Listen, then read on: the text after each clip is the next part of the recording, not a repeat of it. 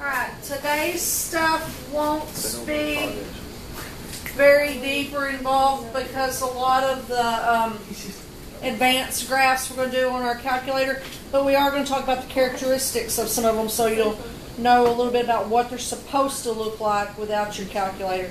Okay, so I'm going to make an even side, and you don't need but a couple of lines. It looks like it's going to be a lot there on my paper, but it's just a couple of lines. An even and an odd degree side.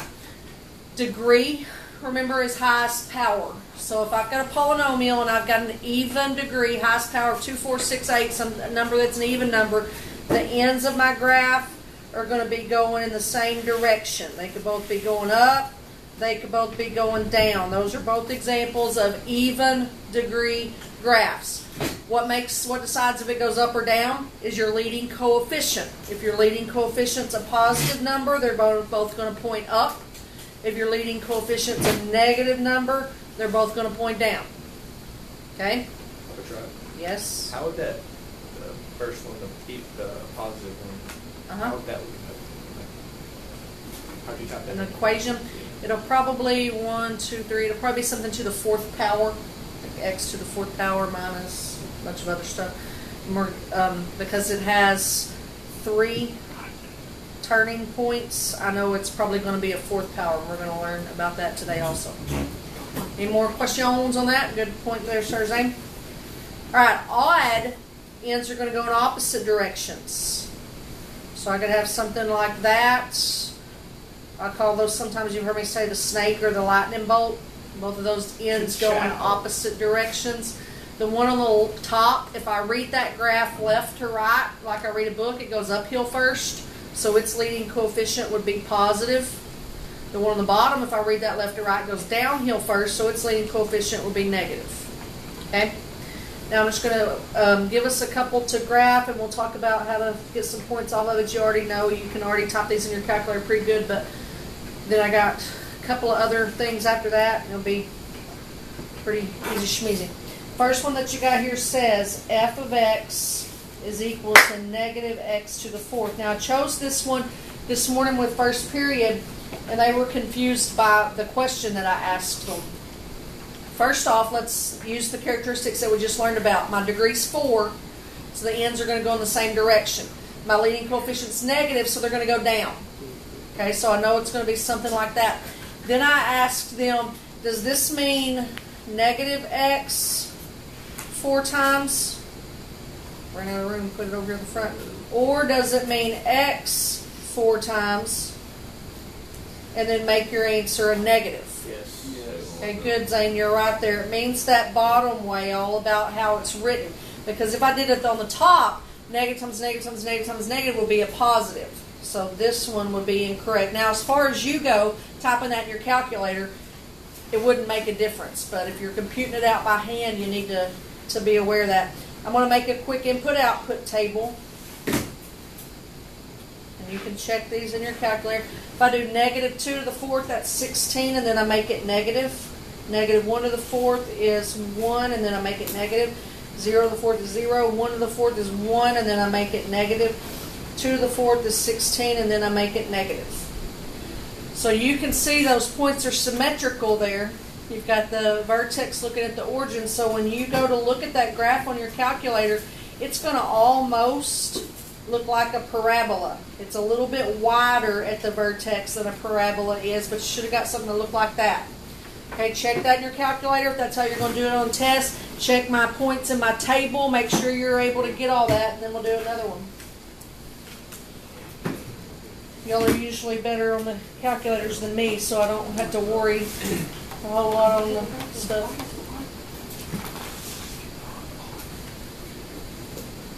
Okay, good on that one? Good. Alright, let's get this one. It says f of x is equal to 1/2 times x minus 2 cubed. Alright, so before you put that in your calculator, let's decide what it ought to look like. It's got an odd degree. Third power is your degree, so ends are going to go in opposite direction. Is it going to go uphill first or downhill first? Uphill, very good. So somewhere it's going to be something that similar to that. Okay, it could, be bigger in its dips, whatever, but I got an idea of what it's going to look like. Michael, give me a point off of your table. Anyone you like. We got 2, 0. Okay, good deal. Caleb, give me another one. 4, 4. All right, how about it, Rach? 3 1/2. Okay, Aaron, you got a negative one? Oh. It's okay, Rachel, I didn't tell you. This is the first one I saw.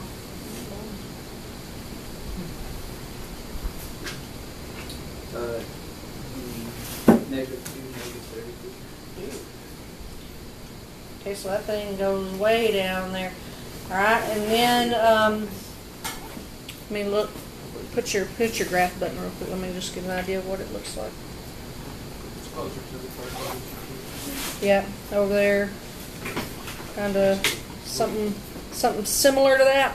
Gets a little bit closer up there to the x-axis, maybe on Kaylee's calculator. But everybody good on that? Not too hard, not too bad on that. Now, turning points, and this is what I was hinting to Zane about a second ago. We've got a little formula that will tell us the maximum number of turning points. Okay, n minus 1 is the max number of turning points that we can have. What's n? What would n stand for, do you reckon, in context to the problems that we just did? The what? The negative? No?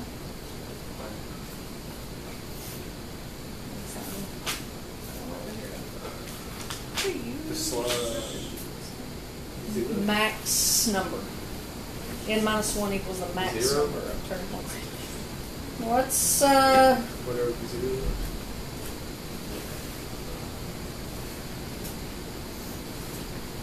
Would it be 4 on that one? Alright, Kaylee says my n on this function is 4. So now you can tell me that the n is the... Turning point. No? Oh, the end. The degree. Very good, Grace.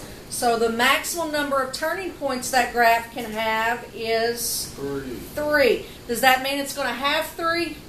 We don't know. It could. Very good, Zane, but it could not have more than that. That's like when we found zeros. It could have 2, 1, or none, but no more than.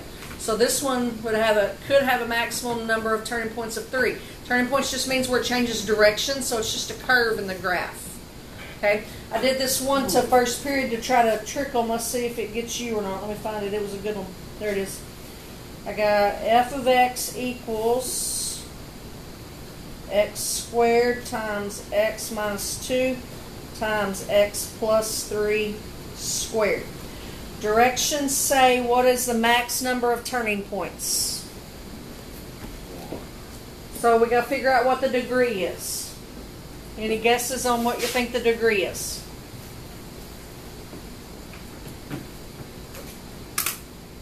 How would you go about it? Won't it end up being 4? Close. Your max turning points would be. So it's your Mm-hmm. good. So that if Kaylee thinks the maximum number of turning points is 4, the degree had to be what? 5. So how can you get a 5th power out of that? I'm not going to multiply all that out. I don't want to sit there and do all that, but let's start here. If we wrote that binomial twice and FOILed it, because that's what the squared means, right? That would give me an x squared. So far I'm at a degree of 2. But then I would have to take that degree of 2 times that x right there. It's not writing right there.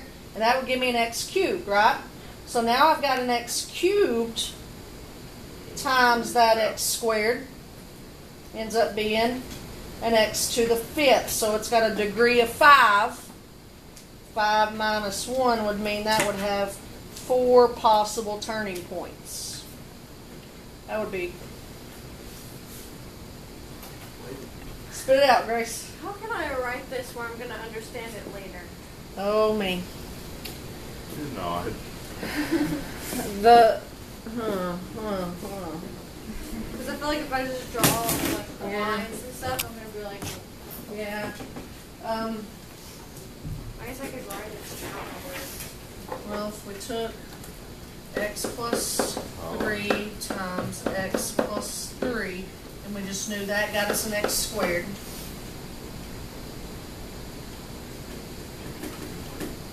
And then x squared times x minus 2, we knew that got us an x cubed. And then bring down that last x squared.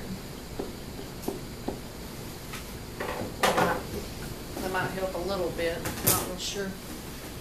I know your dilemma there. Other than multiplying them all the way out, that'd be the next best way.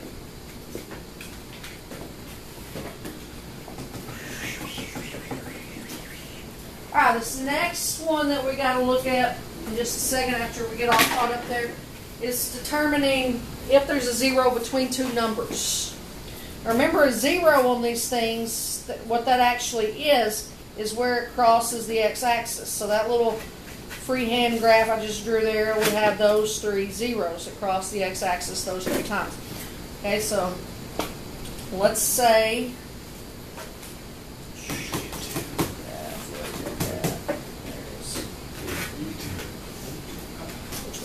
alright, let's say I got f of x is equal to x cubed minus 2x squared minus x plus 1. Y'all, please be quiet. I want to know if that function has a real zero between 2 and 3. Okay, so if I'm thinking about this on the graph, 1, 2, 3, is it going to cross the x-axis anywhere in between those two, in between 2 and 3? Now, you could go to your calculator and figure it out using your trace and all that on your calculator. Type it in, type the original function into the y equals, and then go look at your table. If it's not clear, go trace in your graph and see. Other way to do it is using synthetic division. So that's the way I'm going to show you real quick. I'm testing 2 first, so I'm going to plug a 2 out there. I got a 1x cubed, a negative 2x squared, a negative 1x, and a positive 1. Drop my 1. 1 times 2 is 2. I add and get 0. 0 times 2 is 0. I add and get negative 1. Negative 1 times 2 is negative 2. I add and get negative 1. So f of 2 is equal to negative 1. Okay, so what that means in terms of that little graph I drew over there on the right, if I go left 2, I would be down 1. So I'd be where that point is right there. Okay, now I'm going to test the 3. So set it up with my 3 here. Still got a 1x cubed, a negative 2x squared, a negative 1x, and a 1. 1 times 3 is 3. Add and get 1. 1 times 3 is 3. Add and get 2. 2 times 3 is 6. Add and get 7. So f of 3 is equal to 7. So over there in my graph, I go over 3. I would have to go up 7. So I would have a point way up there. Okay, so here now it's common sense. If I've got a graph that goes from this bottom point up there to the top point, would I have to cross through that yellow highlighter somewhere? Yes. So, yes, there would be a 0 between those. I mean, it's like, it's confusing to look at what we did, but the 0 fall between negative 1 and 7 on the number line. Yeah, 0 is between a negative and a positive, so 0, you would have to have 1 there. I've probably never done that way. I would just graph it and look at it and figure it out, but that is an option for you there. That's actually got a fancy name. That's called the intermediate value theorem. Who would have thought it? Intermediate value theorem. All right. Any graphing? We don't spend a ton of graphing in here because y'all are already experts on your calculator by the time you get here. Any of that you're not sure about? I'm going to give you a turning point question as your exit question here in just a second. Tomorrow's graphing stuff is rational functions. That means we'll have to figure out asymptotes. It's been a while since we've defined asymptotes in here, so we'll have to do that tomorrow. Then Friday is when we're going to take our test in here. You know? Yo. We gone Wednesday, and then Thursday we'll have a study guide. We won't have 2 days on the study guide. Okay. I originally had 2 planned, but first period told me that there was field trip Wednesday, so we'll just have 1 day on the study guide. So what are we doing Wednesday if we're not going on Thursday? Study guide by yourself. Woohoo! All right. Number, this is what you're going to answer in your classroom. I need the number of max turning points. Let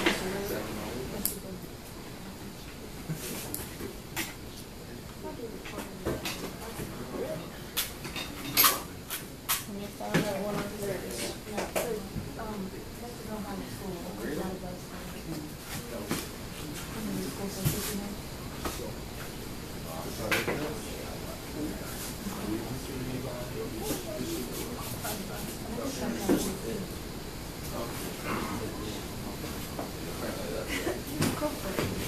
All right, that's what you're answering for me, so get that knocked out.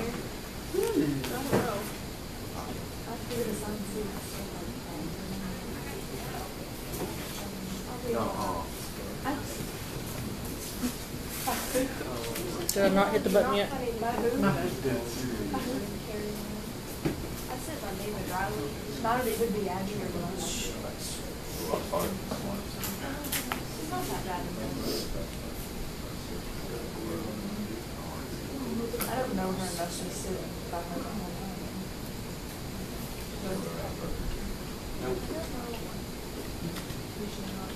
How we gonna leave?